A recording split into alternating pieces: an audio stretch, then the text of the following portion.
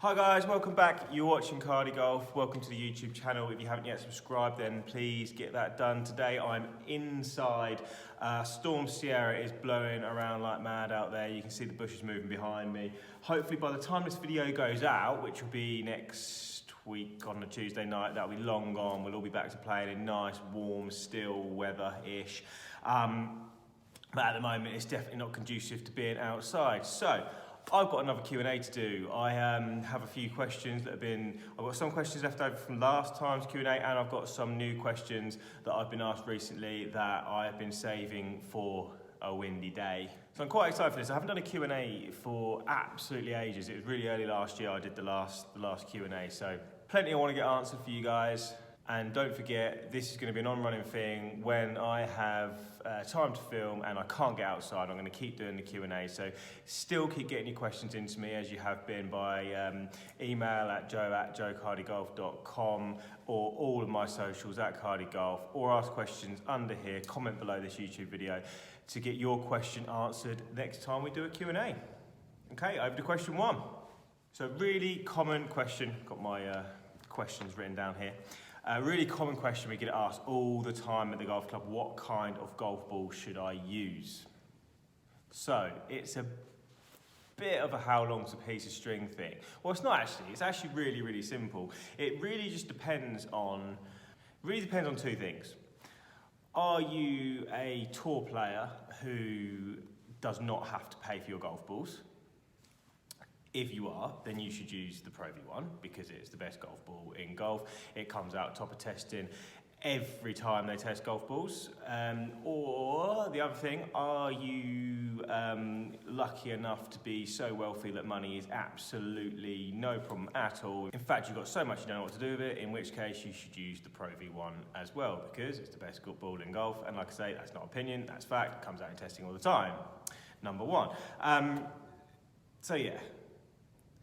If you're either a tour player or money is no issue, use the Pro V1. Now, if not, and you're a normal person, like me and everyone else, actually there's a few more things to think of. First of all, really you've got to be at a certain level before the golf ball really matters, let's be honest. Sounds a bit pragmatic, but it's true. You know, if you've just started playing golf, it's not going to matter whether you use a Titleist Velocity or a Srixon AD 333 or any of the other brands kind of medium level golf balls. They're all going to pretty much do the same thing for you. If you really want some kind of clarity, you can go online. I know the Titleist website, you can actually do a little test to find out what ball is best for you. So that could be quite a fun little thing for you to try.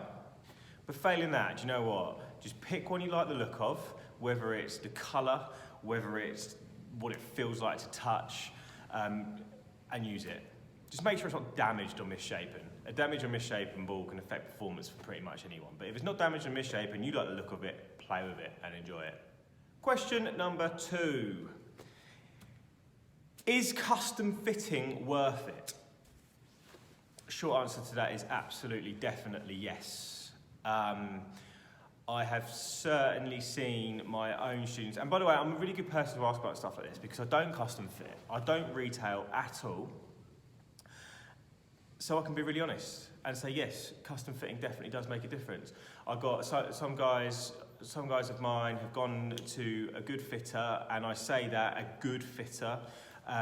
So that's not necessarily going to one of these big mega stores and buying whatever they're getting most commission on that week. It's going to a good fitter that's going to give you the best fitting he or she possibly can.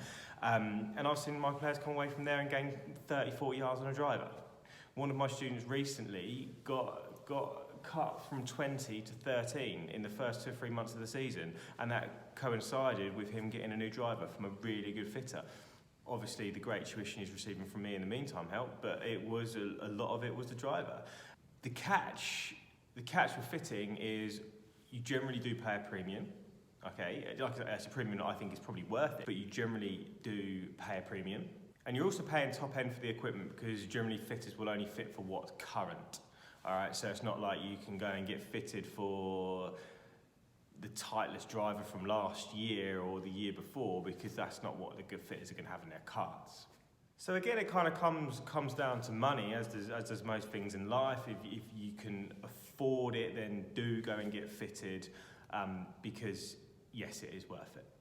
What I never like to see people do, well, you definitely don't do this. Definitely do not go and buy a brand new product off the shelf. So don't go and spend £450 on a driver off the shelf when you could have spent like £475 and been fitted for it. That would be crazy. If you are going to take the gamble on something you're not fitted for, then probably buying second-hand equipment is quite a good idea. So you get what was a £450 driver 2 years ago for maybe 150 quid. But I've seen so many people buy 3 of those and none of them be right for them. And they spent 450 quid anyway. So you might as well have just got fitted. Question number 3. Tips for fatting iron shots. Now, I'm pleased that was a question actually, because I can't really answer it. And let me just make sense of that. What I mean is, I can't give you tips for not fatting your iron shots. This particular person who answered the question, I can't give you tips because I'm not watching you do it and I can't see you do it. It's really important, it's really important for me not to give general answers to someone because they might not be the right ones. And you've heard me on this channel before talk about those golf videos that give you all these awesome tips, but they're not for everyone, or they are for everyone, but not for you. So I'm not going to sit there and give you tips on how for you to not fat iron shots. Most common reasons are maybe the ball's too far forward, maybe you're losing height in your downswing, maybe you're standing too close to the ball. But the problem is I don't actually know you, and I don't know why you personally are fatting those iron shots. So my main tip is to find a reputable PGA pro in your area and ask he or she to help you stop fatting your iron shots.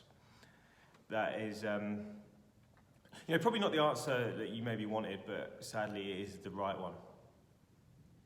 Question number 4, more recent one. What do you think of the potential changes to technology limiting how far a player can hit it? Crikey, it's a bit serious. I don't really know. That was only last week, wasn't it? That come out on the news. I don't really know. Again, I should plan this, shouldn't I? What do I think of that? First of all, I think it does have to happen. Eventually golf courses are going to just be overpowered, and you could lose some amazing golf courses if there isn't more room to build on them. And why do you want to keep building on things that are already good?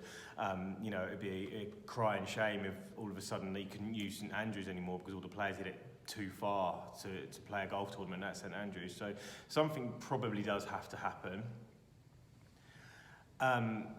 But what I would like and what I would appreciate if everyone stopped blaming it on technology and gave the top players a little bit of credit for how good they are.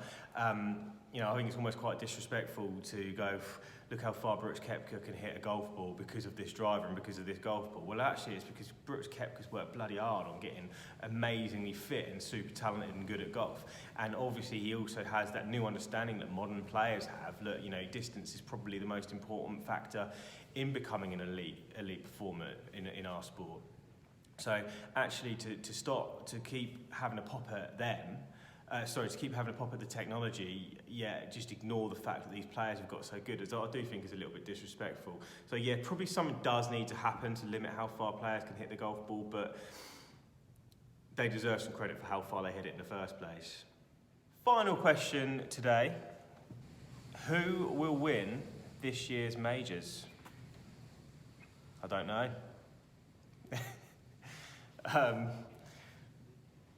So I think Rory will win a major this year. All right, so here we go. I'm going to try and do a clean sweep here.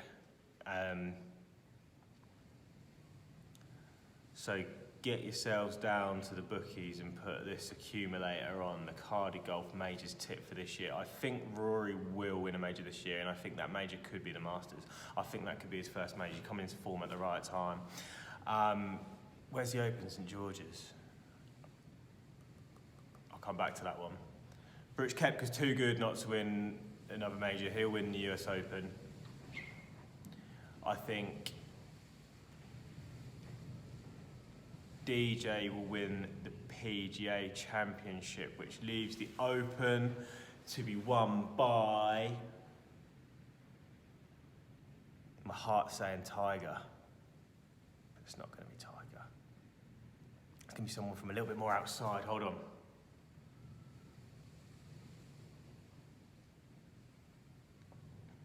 It's going to be an American and not from outside. I think it'll be Justin Thomas. Yeah, that's what I think. So they're four pretty elite major winners, but that's what I think is we're going to have this year. I think we're going to have the year of elite major winners. Rory for the Masters, Koepka for the US Open, DJ for the USPGA, and Thomas for the Open. Please gamble responsibly. Guys, we've still got a lot of winter left, so there could be another Q&A before I can get back out and do loads of filming out in the sun. So do keep getting your questions in, comment below. I'll tell you what, I'd also like to see you comment below telling me how wrong my major winners are and how right your major winners are going to be. Hit me up on all social media with your questions as well, and I will see you next week. Guys, thank you so much for watching. Please like and subscribe to the channel. Follow me at CardyGolf on all other social media, and I'll see you next week.